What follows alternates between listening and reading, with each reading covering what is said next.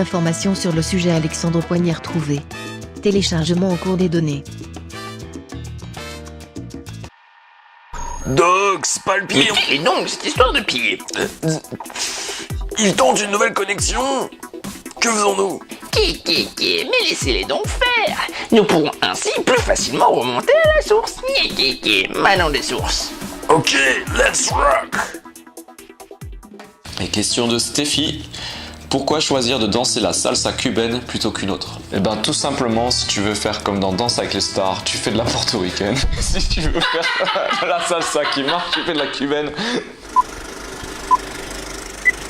Pourquoi choisir la salsa cubaine? Pour moi, en fait, la salsa cubaine permet de passer un moment joyeux. D'une part parce que la musique est souvent avec des chœurs et donc souvent fun.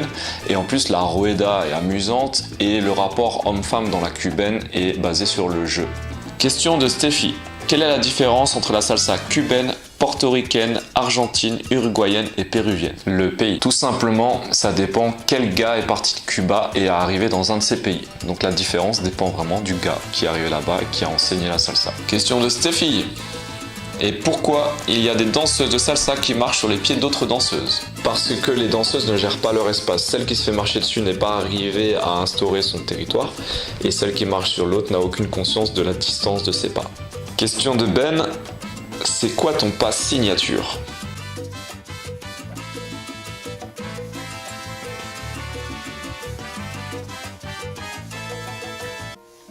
Hello, darkness, my old friend. I've come to talk with you again. Mon pas signature?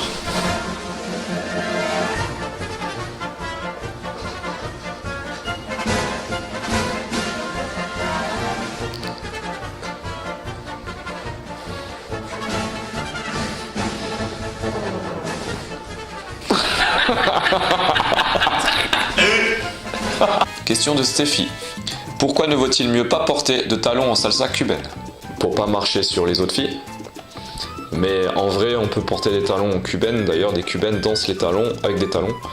Et on va recommencer. Elle danse les talons. Le cheval, ça m'a pris très tôt. Le cheval, je trouvais trop beau d'aller au galop.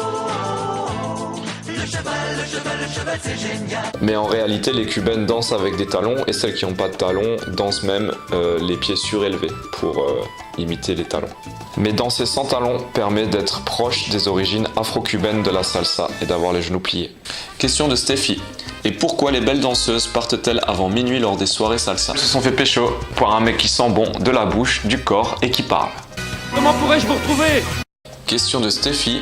Et pourquoi y a-t-il des danseurs qui font hyper mal et d'autres que l'on sent à peine?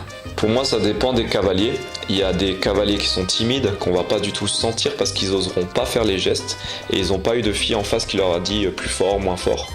Et il y a aussi des gars en fait qui dans leur vie de tous les jours sont toujours avec des poignées fortes et des actions fortes et du coup même dans la danse vont l'être aussi. Pareil, ils ont pas eu de filles en face qui lui ont dit là c'est trop fort, là c'est trop mou, etc. Mais je vous arrête tout de suite les filles. Vous dites ça seulement si le mec demande. Question de Steffi. Et comment il fait le Père Noël d'abord? C'est moi le Père Noël. Tous mes amis, les enfants et leurs parents m'appellent au 08 36 65 65 65. Question d'Isabelle. Le niveau des profs de salsa influence-t-il le niveau de la ville?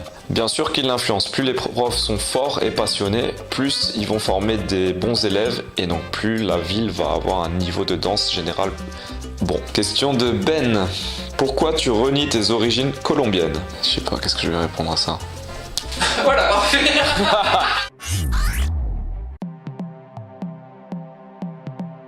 Général Armstrong, la récolte d'informations d'aujourd'hui s'est étrangement bien passée. Nous avons fait une grande avancée vers notre but. Je suis ravi de l'apprendre. Mais nous devons tout de même rester prudents. Tout ça m'a l'air un peu trop simple. J'aime pas trop beaucoup ça.